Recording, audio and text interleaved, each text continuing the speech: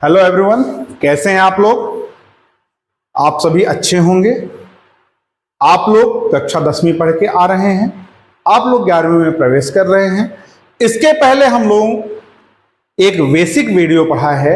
हम आपके लिए एक बेसिक वीडियो बनाए थे जिसमें आपके सब्जेक्ट के चुनाव से संबंधित या आपके फिजिक्स की जो भूमिका है, जो फिजिक्स कहती क्या है, फिजिक्स में हम पढ़ेंगे क्या, इससे संबंधित एक पहले वीडियो हम बना चुके हैं सिलेबस के अकॉर्डिंग, जहां से हमारी 11वीं फिजिक्स की शुरुआत होती है।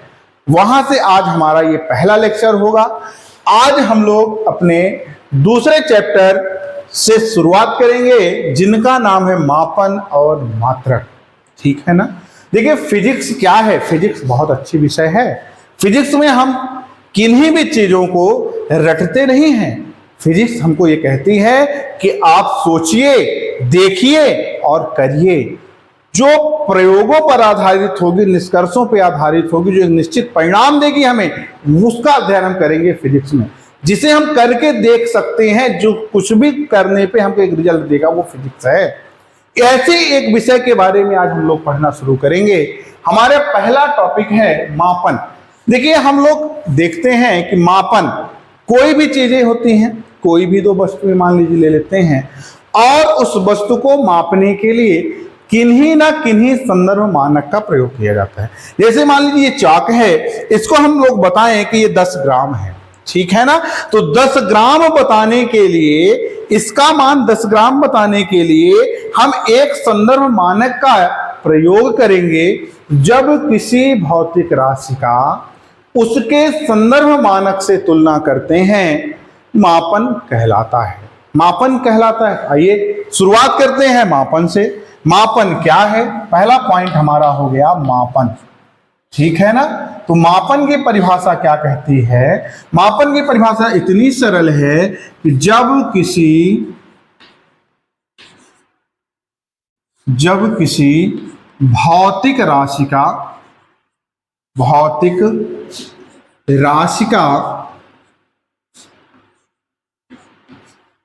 उसके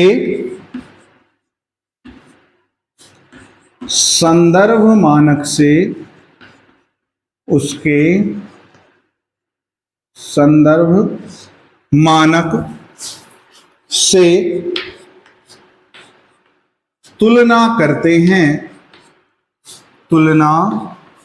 तुलना करते हैं,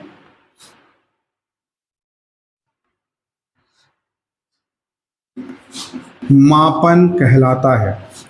मापन कहलाता है। देखिए एक बार और सरलता समझते हैं। जैसे मान लीजिए कि हमको लंबाई मापना हुआ तो हम मीटर का प्रयोग किए, द्रव्यमान मापना हुआ ग्राम का, किलोग्राम का उपयोग किए। तो आखिर ये 1 किलोग्राम है, ये 2 सेंटीमीटर है, ये 3 मीटर है। इन्हें बताने के लिए किसी भी वस्तु की उसके संदर्भ मानक से हम लोग क्या करते हैं? तुलना करते हैं।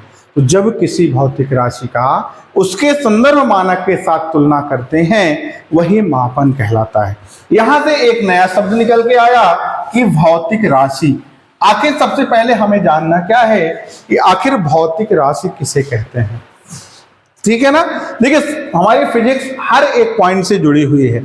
किन्हीं भी दो वस्तुओं का आपस में तुलना करना या किन्हीं भी वस्तु का उसके संदर्भ मानक से तुलना करना मापन कहलाया। तो वो वस्तु कैसी थी, वो राशि कैसी थी? भौतिक राशि थी। तो भौतिक राशि की परिभाषा कहती है कि ऐसी राशियां जिनका मापन यथार्थता पूर्वक किया जा सकता है, सरलता पूर्वक किया जा सकता है, शुद्धता पूर्वक किया जा सकता है, उन राशियों को भौतिक राशियां कहा जाता है। तो भौतिक राशियां किन्हें कहते हैं? आइए हम लोग लिख लेते हैं, भौतिक राशि की परिभाषा लिख लेते हैं। भौतिक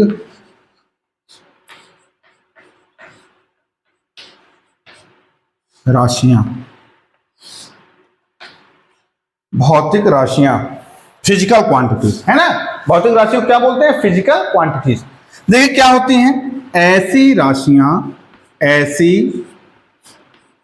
राशियां जिनका मापन, ऐसी राशियां जिनका मापन सरलता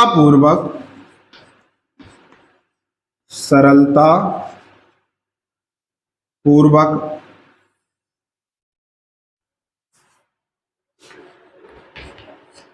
शुद्धता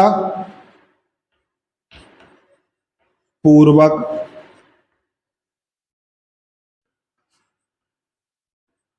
यथार्थता पूर्वक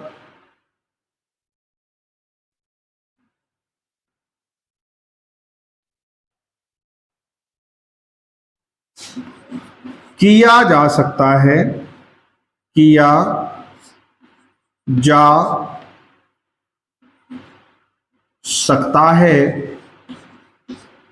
किया जा सकता है। भौतिक राशियां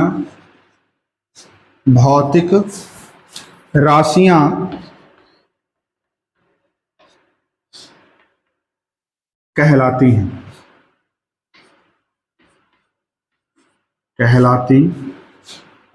हैं, भौतिक राशियों को कितने रूपों में बांटा गया है? तो भौतिक राशियों को दो भागों में बांटा गया है। दो भाग कौन कौन से हैं? तो दो भाग हैं। पहला नंबर है मूल राशियां और दूसरा है व्युत्पन्न राशियां। ऐसी राशियां जिन्हें प्रकृति द्वारा स्वतंत्रता पूर्वक प्राप्त किया जा सकता है, जो किन्हीं भी दूसरी राशियों पर निर्भर नहीं करती हैं, उन्हें हम मूल राशियां कहते हैं, फंडामेंटल क्वांटिटीज कहते हैं। ऐसी राशियां जिन्हें मूल राशियों की सहायता से ज्ञात किया जाता है, जो मूल राशियों पर निर्भर करती हैं, उन्हें हम व्युत्पन्न राशियां कहते हैं, डिराइव्ड क्वांटिटीज कहते हैं। ठीक है ना? तो जो फिजिकल क्वांटिटीज हैं, इन्हें टू पार्ट में डिवाइड किया गया है। नंबर एक क्या है? जो पहला नंबर है वो फंडामेंटल क्वांटिटीज और दूसरा नंबर क्या है? Derived quantities. फंडामेंटल क्वांटिटीज का मतलब हुआ मूल राशियां और डिराइव्ड क्वांटिटीज का मतलब हुआ व्युत्पन्न राशियां।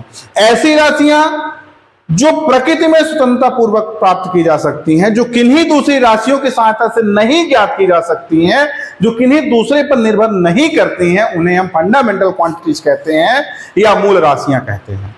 तथा ऐसी राशियां जो मूल राशियों की सहायता से ज्ञात की जा सकती हैं, जो मूल राशियों पर निर्भर करती हैं, उन्हें हम व्युत्पन्न राशियां कहते हैं, डिराइव्ड क्वांटिटीज कहते हैं। ठीक है ना? आइए परिभाषा नोट कर लेते हैं, देखते हैं।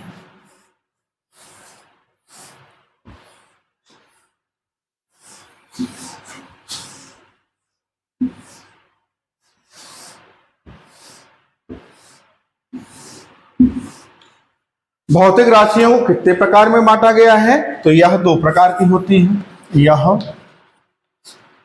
दो प्रकार की होती है, दो प्रकार की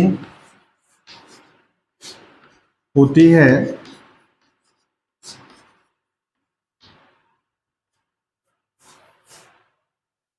नंबर एक मूल